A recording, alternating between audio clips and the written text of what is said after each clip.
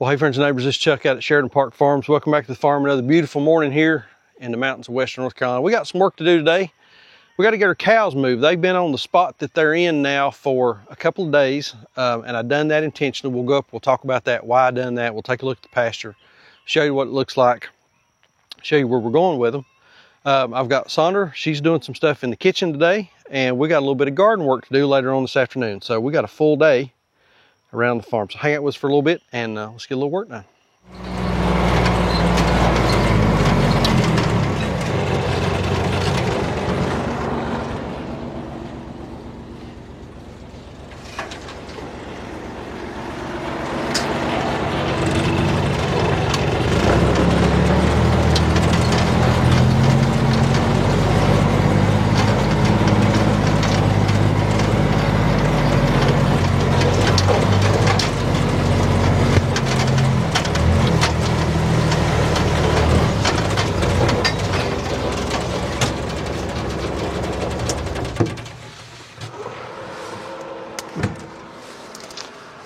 All right, y'all. I think what we're going to do this morning, we're going to move the cows, and they are in that pasture just straight ahead right there. Straight ahead right in that direction right there. And I'm going to bring them over here. And I'm going to give them a pretty small spot. We're not going to put them in very tight. That seems to be working really, really well lately. Small spots and moving them every day. So I've got an area here that's going to be probably maybe 100, 125 feet wide. We're probably going to be about 300 feet long. So y'all can do the math. It'd be 130, it'd be about I can't do math on camera, 130 by 100. Or no, 300, let's say 300 by 100. So that'd be 30,000, is that right? 30,000 square feet. And an acre is 43,560. So we're gonna be on a little bit less than an acre. But that's just a swag. It's just a wild guess. That's all that is. So we'll find us a post here. Probably just pull off of that T-post right there. We'll pull off of that. We'll set us some step-in posts. We'll start here, and then we'll go straight across that way and drop it. And there's an area over there. I'll get over there and I'll show you what it's gonna look like. And all this tall grass makes me nervous. I woke up about 3 o'clock this morning and felt something crawling on my leg, and it was a tick. So, and I've already had a tick bite this year and had to do a round of antibiotics for it. So I don't like being in this tall grass, but I mean, it is what it is. Need to get them guineas up and get them out here and get them to eating some of these ticks. But let's put some posts in, see how this is going to work out. They should be ready to move. And tonight for supper, we're going to have Shelly beans. That's these beans right here.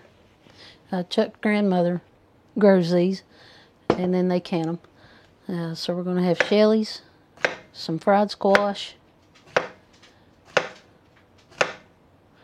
some more green beans with that fat back in it, because that was so good, and a cake of cornbread. So that's going to be supper for tonight. And I know some folks may be thinking, well, why am I wasting my time on these small ones? Well, they're some of the best ones. The smaller they are, the more tender they are. And they have smaller seeds in them.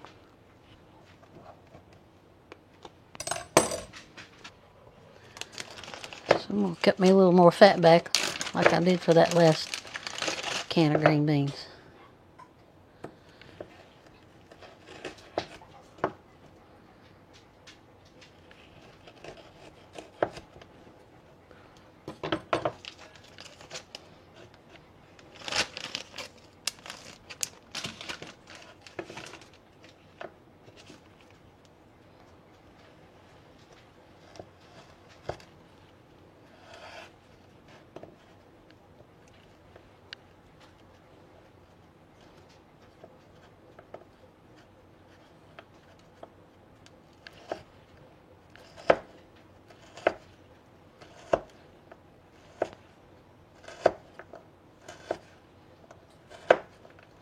I'm trying not to scorch it this time like I did on the first round.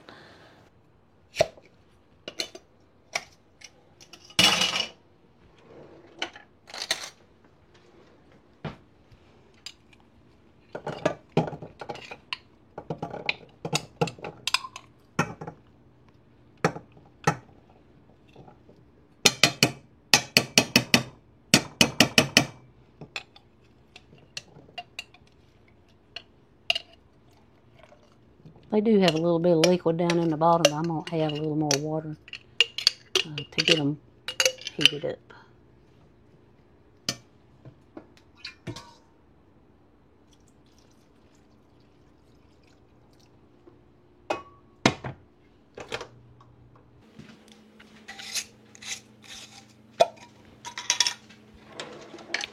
Melt a little tallow here to go in my cornbread mix. Usually around a 1/4 cup.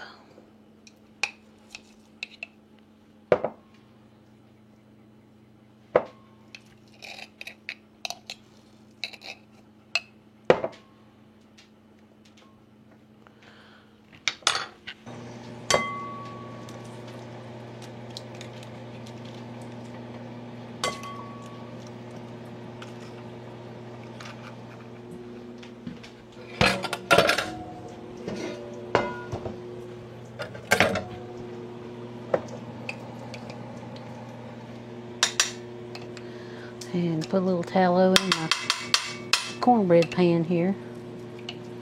And get it ready to go. We'll stick it in the oven to melt.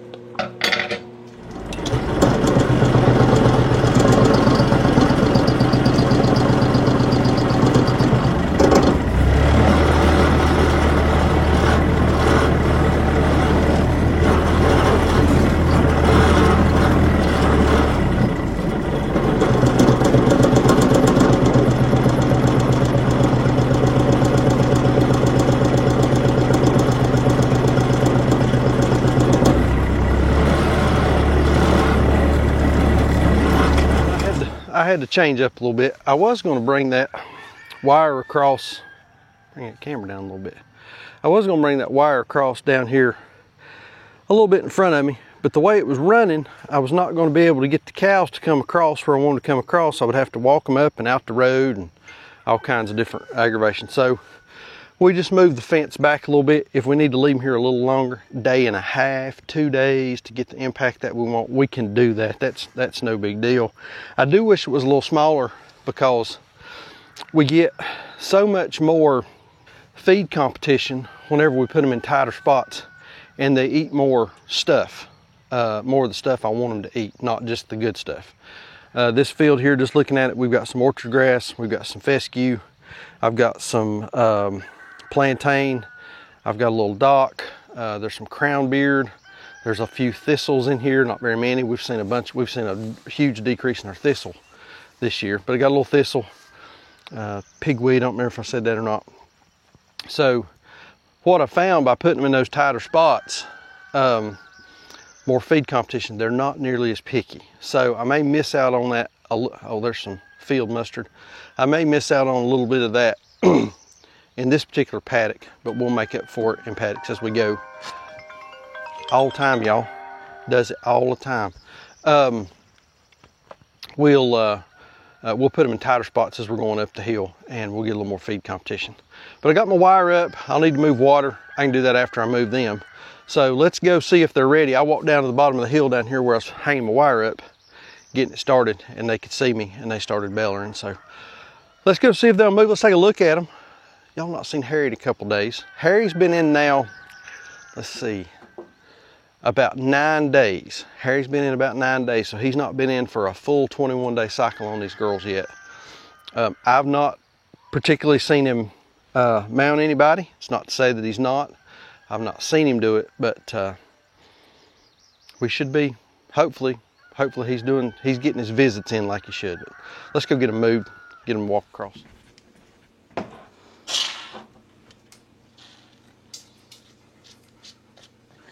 This is some of my homemade buttermilk, and as you can see,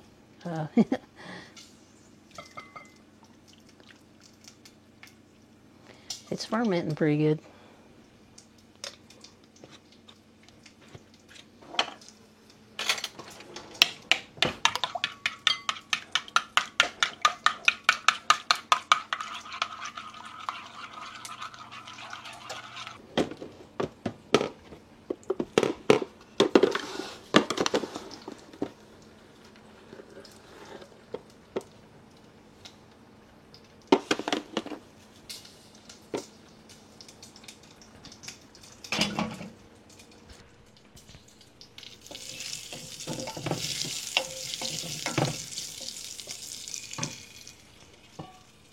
All right, our potatoes are coming up, so I'm going to turn them back a little. And I need to add a little soda and a little powder, baking soda and baking powder to my Jimmy Red cornmeal here.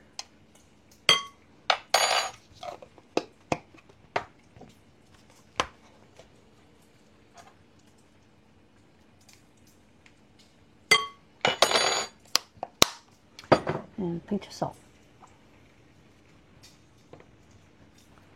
Then we'll add our tallow in.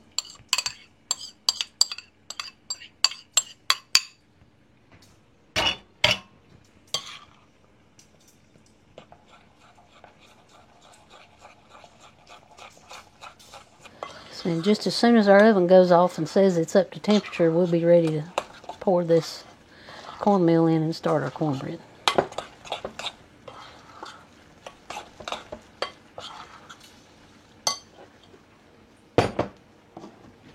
And the other thing I need to get ready to go is my breading mix for my fried squash. And that's about a half and half mixture of flour and cornmeal.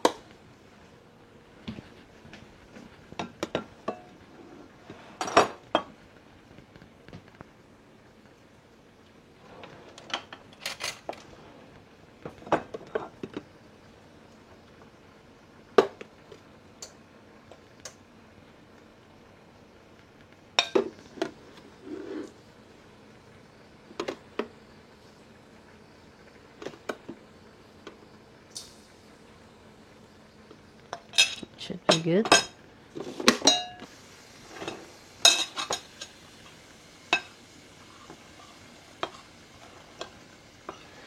And I'm going to put a little salt and pepper in my dredge for my squash.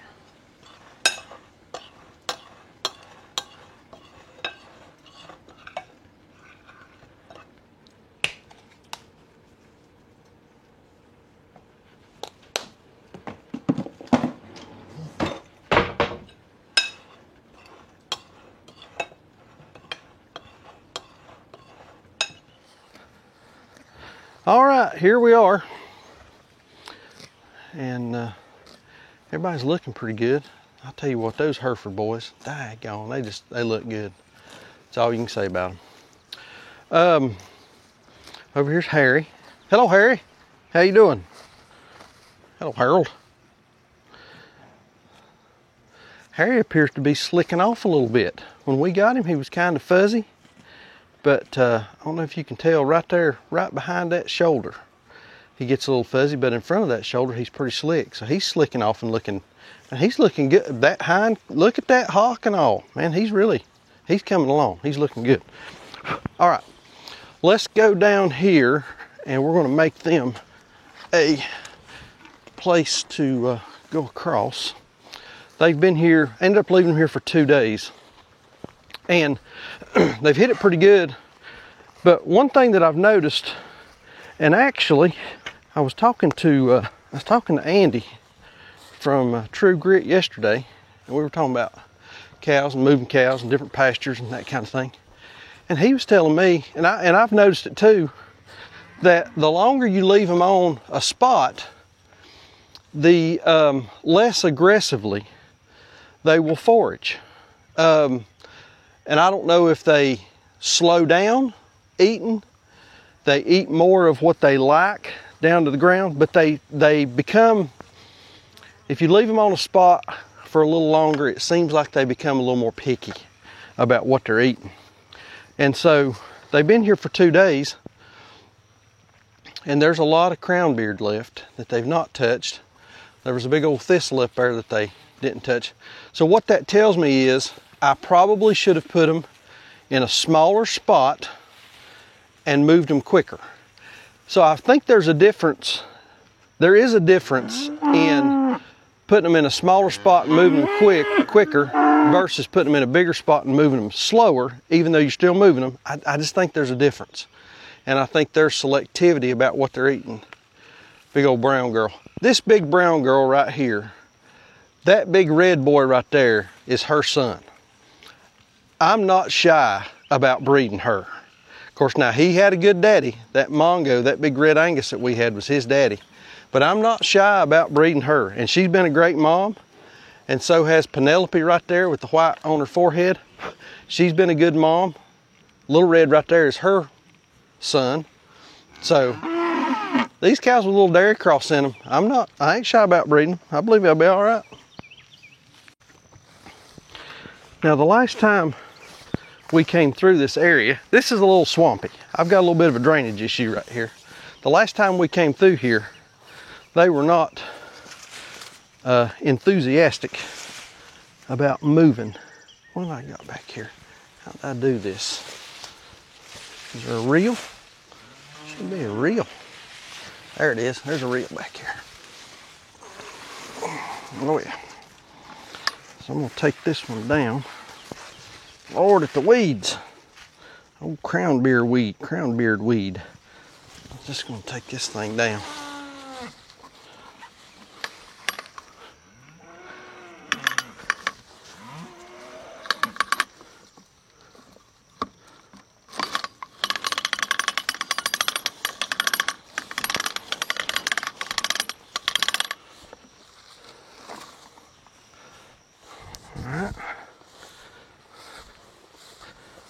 Turn this camera around here and show y'all. Yeah, it's a little swampy. My brother and I are going to come in here. I talked to him about it.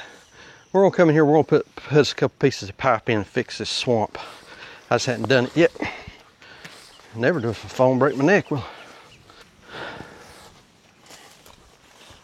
all right. Let's see if we can do this without them taking out my camera down there. Cows are curious critters.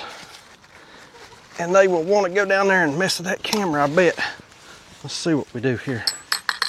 Oh, it's one of them old sorry reels. I don't want to be in his kick zone right there. I don't like that.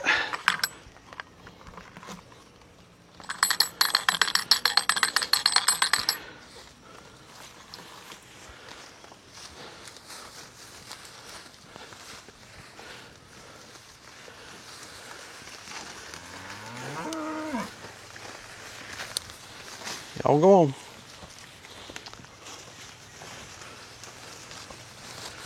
Y'all go on. Scoot, scoot.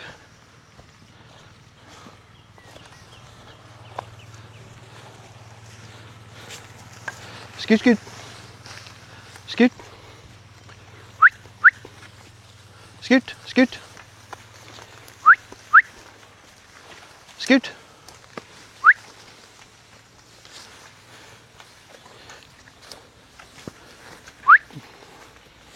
Scoot, scoot.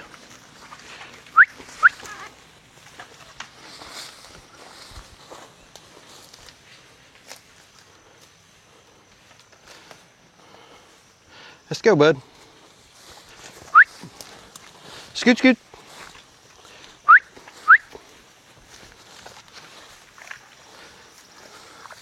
Where they had grass this time, I didn't worry too much about that swamp. And there they are. Off into the woods. Hey, Lordy. All right, that's a cow move. That's how it ought to go.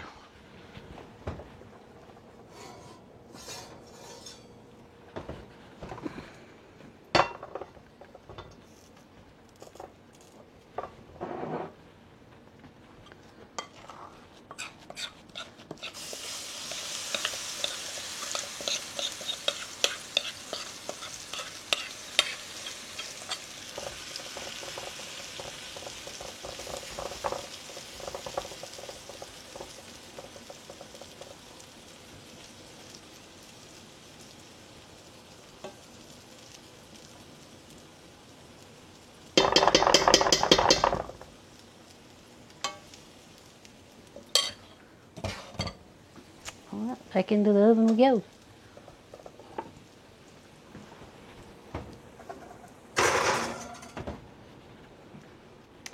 Okay, so the next thing we're going to work on is our fried squash.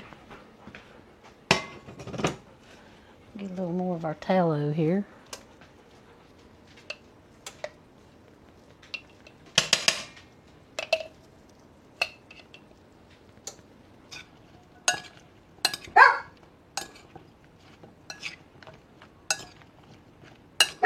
So this has been soaking in the buttermilk for a few minutes.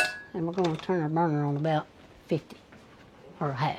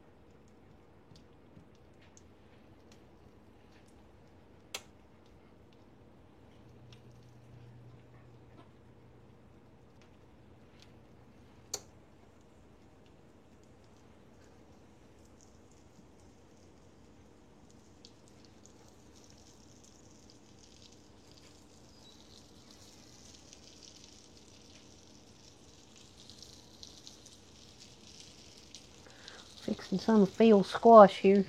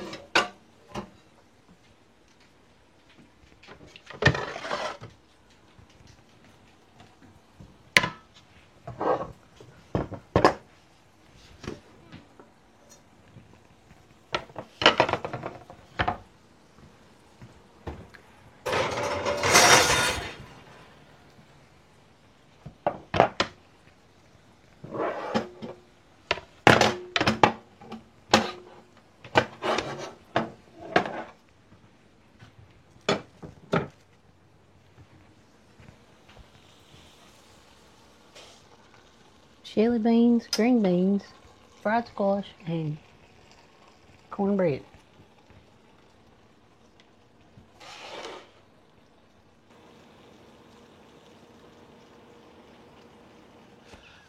Well, that went about as good as you can expect it to go. They walked right over. They went through that little swampy area. I think because it had more grass on it this time, they didn't pay near as much attention to it. So, whew. It's hot out. I'm getting old. I'm out of shape. I wear out too easy. This farming thing is not for the faint of heart. Not for the faint of heart at all. That's good. That's good. Thank you.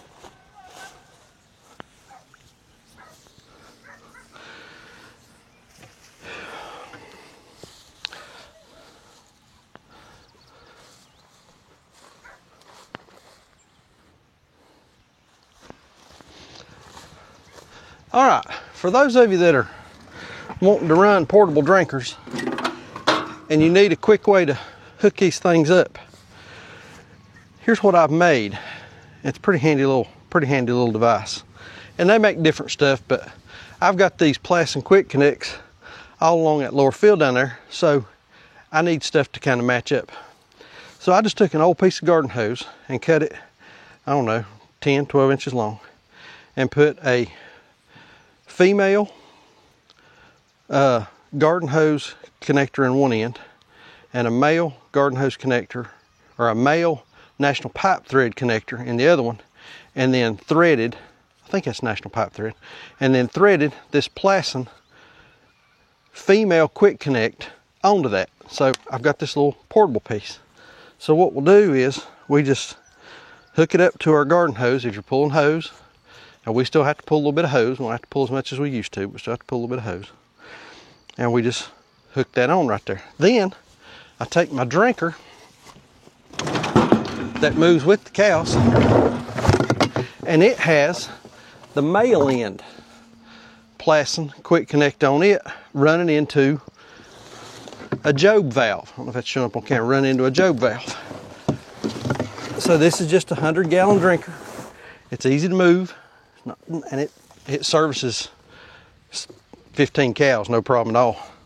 I actually had a half. I took a 50-gallon drum and cut it in half and was using one of these, and I serviced 20 cows off it at one time. So this works perfect. Then we just take this and plug it in. Don't have the water on. We just plug it right in, and boom, we've instantly got pressurized water here. And this just makes it easy to move. It would be nice if I had a hydrant out here, or I had some in-ground, these female plastic quick connects. But we've just not developed that up here on this part of the farm yet. One of those on the list to do. But if you're moving water, you're pulling hose, this is a great way to just quickly connect, disconnect, and make it work. Works for me. Works for me.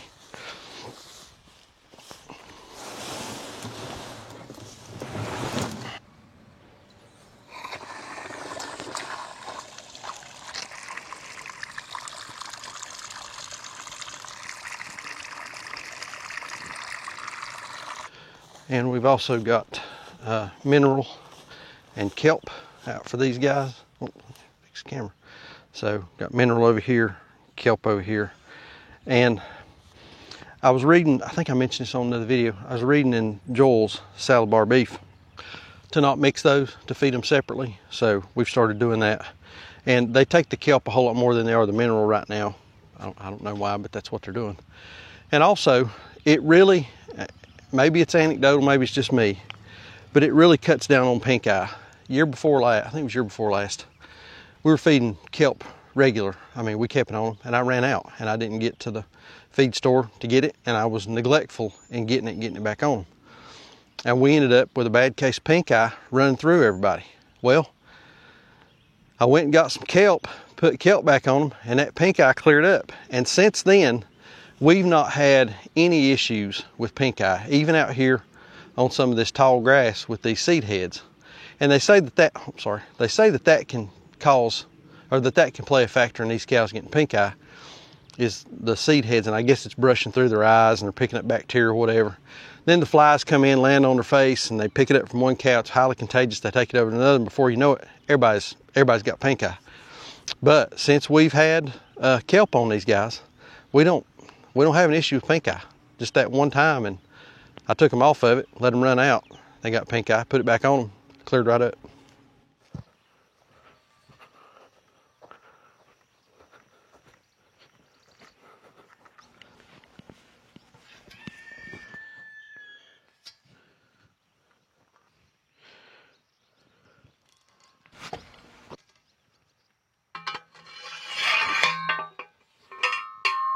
Hey, Buckster.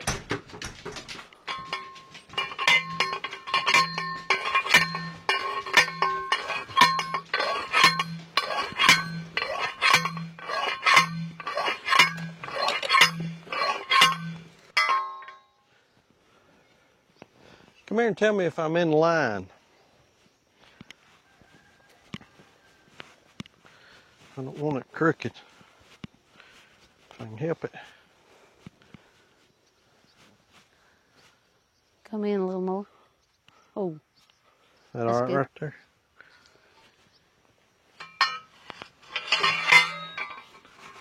Some of this thing here.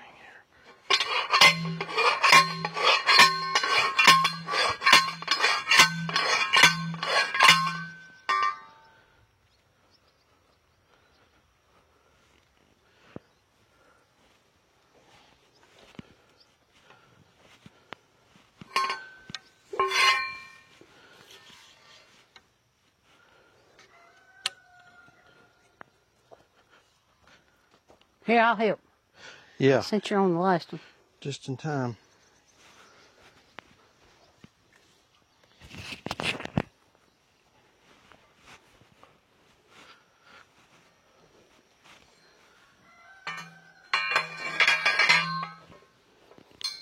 You can come in a little bit.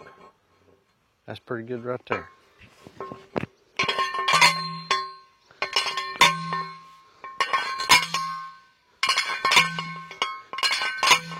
Be careful of that thing. Huh? Be careful of that thing. It'll kick back and bite you.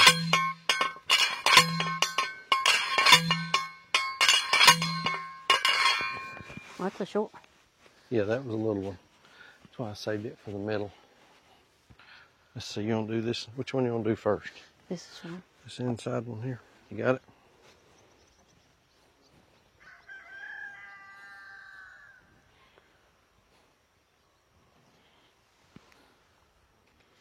Now, we learned the other day not to cut it just yet, right? That's right.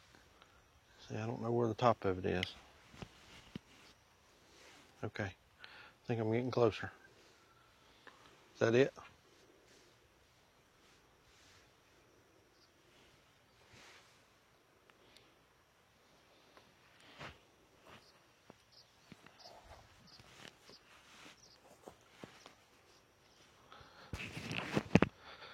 So what we've decided is these beans are definitely some kind of pole bean or runner bean or whatever you want to call it, because we're getting all these runners off of it. And we had talked about putting cattle panels in here to run them up on, and decided that, well, we was going to tear them up worse than anything, trying to get them big heavy metal panels in here. And then I remembered, oh, Andy is showing this stuff, and so I went to Amazon. Amazon will answer care of most of your problems, seems like. And we got this trellis netting, and man, it works like a charm, don't it? I mean, it's the business. So what we do with this stuff is, and it comes on a big roll. I'll show you here in a minute. It comes on a big roll, and you just unroll what you need and cut it, and then it opens up easy, don't it? I mean, it works great. We have learned you got to pull it kind of tight to keep it neat, because we want it to look good. Don't want it to look like, Hoop-de-will. yeah, a bunch of rednecks put it up. We don't want to give away anything here. And so what we done on this first batch over here, we done them, what, 3 or 4 days ago? Oh gosh, it's been a few days. Put it up and just kind of started the beans up it. And man, they've taken off and they're climbing and doing what we want them to do, ain't they? All right. Pull this bottom one down here. Let's see, it's going to be This one right here. this one right here. About like that. Is that how it goes? One more, actually. There you go. That one there. Like that. Is that right? Mm-hmm.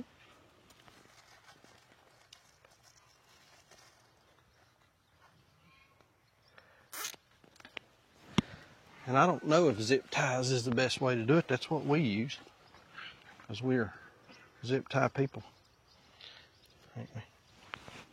You're pulling too. There you go. Pulling too much.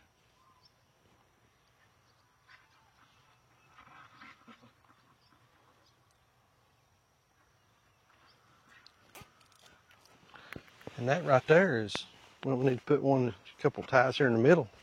But that right there is really about all there is to it, ain't it, Sonia? It's working around here. Huh? Yeah, we need to get everything on the right side. And part of what got me working on this was I was talking to my grandmother. She'd called, I forget what she's asking about, and I got to telling her about these beans. And she said, you're going to have to get them things tied up or you're not going to have anything but a mat between your rows. You won't be able to walk or nothing. So that was when we got serious about deciding to do something. Like I say, we was going to start with them cattle panels. And we just decided that, Lord, we'd have broke them up. It'd have been a mess, wouldn't it, Sonia? Yeah. Trying to mess with them old things. So we got this stuff, and man, it's the business. And then because we're behind, what we do is we just kind of stuff the netting in on the back side, and some of these longer runners, we'll kind of start them up the netting, kind of tell them, give them a general idea of where they need to go. And like I said, on these others, they've really took off and done well.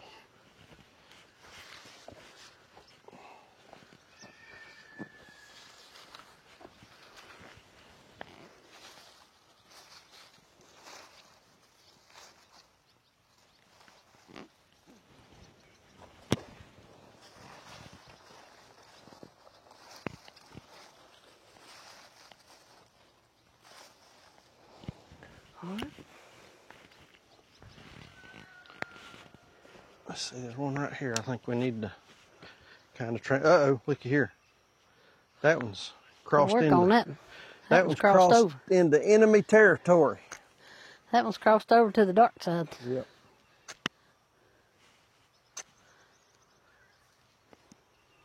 That one's gonna stay right there. I didn't do a very good job of pulling this and tight at the bottom. This one that we're working on? Yeah. It's very loose down here.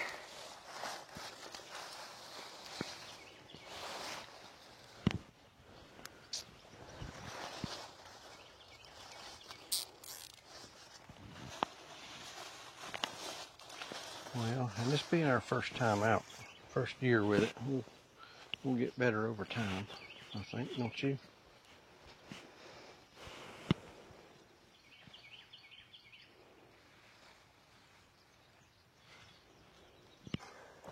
And they're everywhere.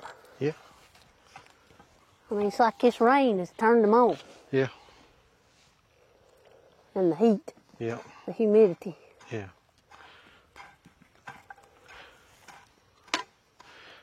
That's the problematic part of gardening, I guess, is the same weather that makes the plants grow, makes the weeds grow.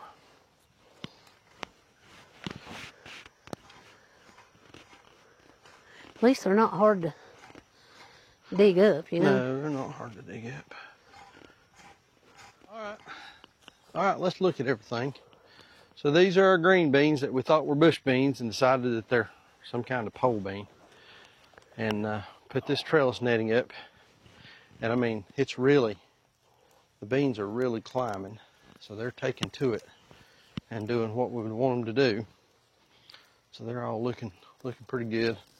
They are pulling the netting down, but I think that's probably a good thing because it shows that they're definitely climbing.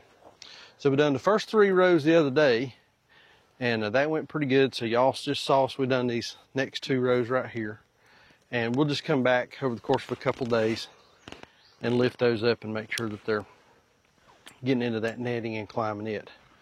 Nice thing, end of the year when this is over with and done, we'll just pull everything up and all this. We could put it in the compost bin and then pull the netting out. That'd probably be a little bit of a mess. We'll decide. If nothing else, we can pull it up, throw it away. No big deal. So tomatoes, Sondra's doing the Florida weave on these. And one string goes on one side, the other one goes on the other. They pull tension opposite of each other. And that helps to keep your plants standing up nice and tall. And you can thread your leaves and your limbs outside of that. And that seems to hold them up pretty good without having to go in and stake.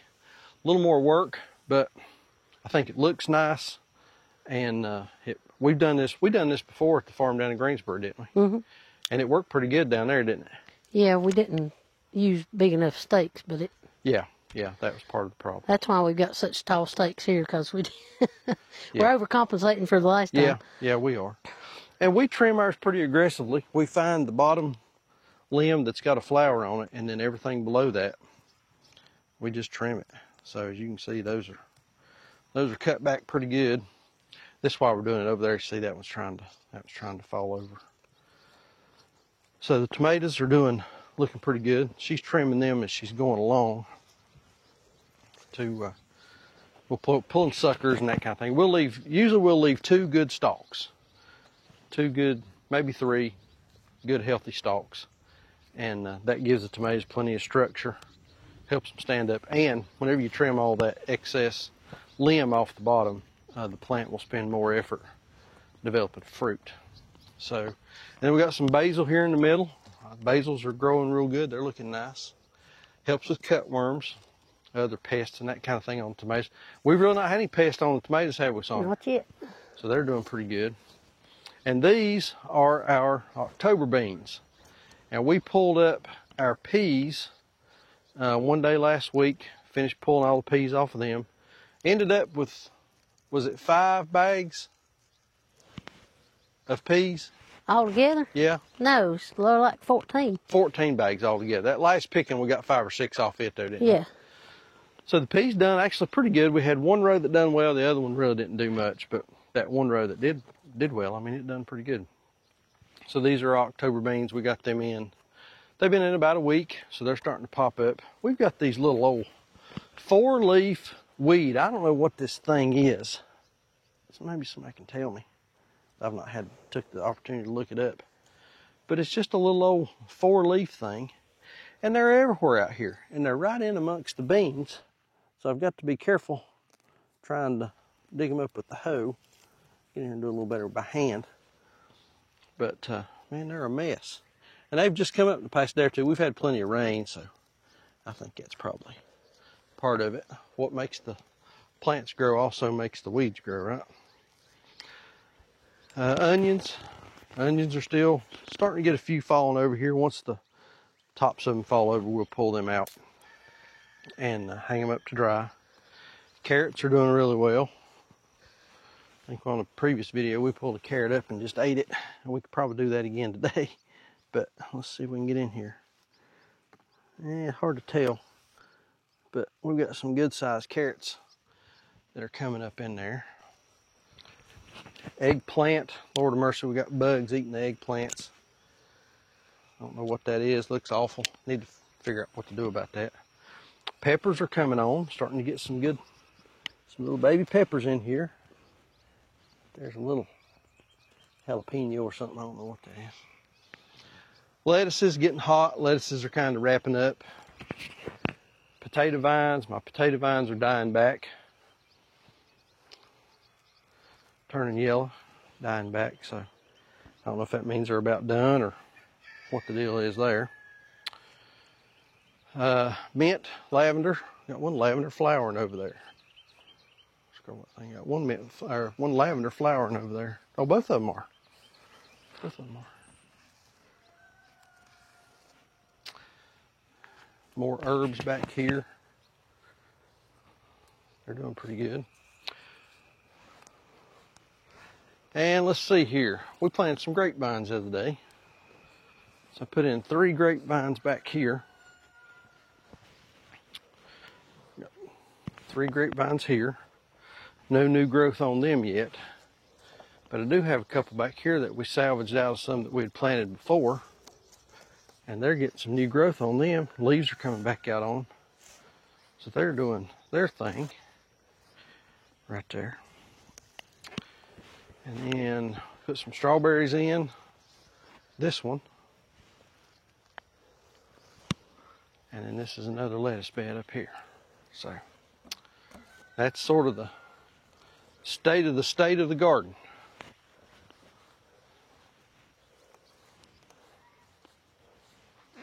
How's that Florida weave coming there, North Carolina girl? Wearing me out. A lot of work, ain't it? I think I'll finish this up tomorrow. Yeah. I think I've had enough of this. Yeah, we'll wait till the sun comes out. It's nice and warm. Yeah. That'd be a good time to do it, wouldn't it? I'll help you do a little pruning tomorrow too. All right. Garden's doing pretty good. All right, there it is. Cows moved, little garden work done. And then I've got some footage from Sandra fixing supper the other night. I'm gonna drop that in here as well. So everybody really seems to enjoy the cooking part of that, and I really appreciate all the positive comments. I see it as extremely beneficial for a couple of reasons. Number one, you know, the way Sandra cooks is sort of old school, and it's real good kind of education for folks that are wanting to cook more like that, cook more at home and that sort of thing. You know, with food prices the way they are, going out to eat, man, going out to eat is just crazy expensive. So if you can cook at home, it really does save you a whole lot of money.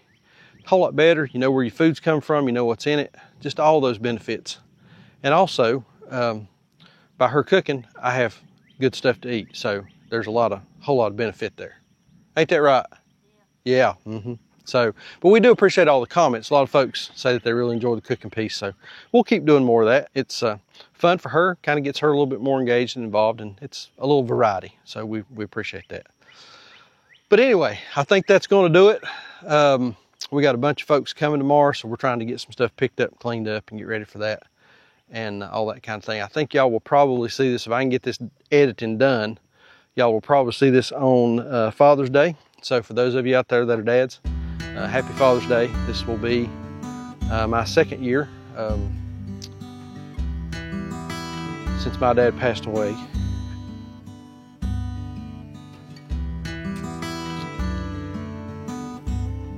And while it never gets easy, it does get easier, and we're blessed to have the memories of him and the time that we had with him, and we're very, very thankful for that. So, like I always say, please keep us in your prayers. May God bless you and your families, and we'll see you on the next video. Thanks.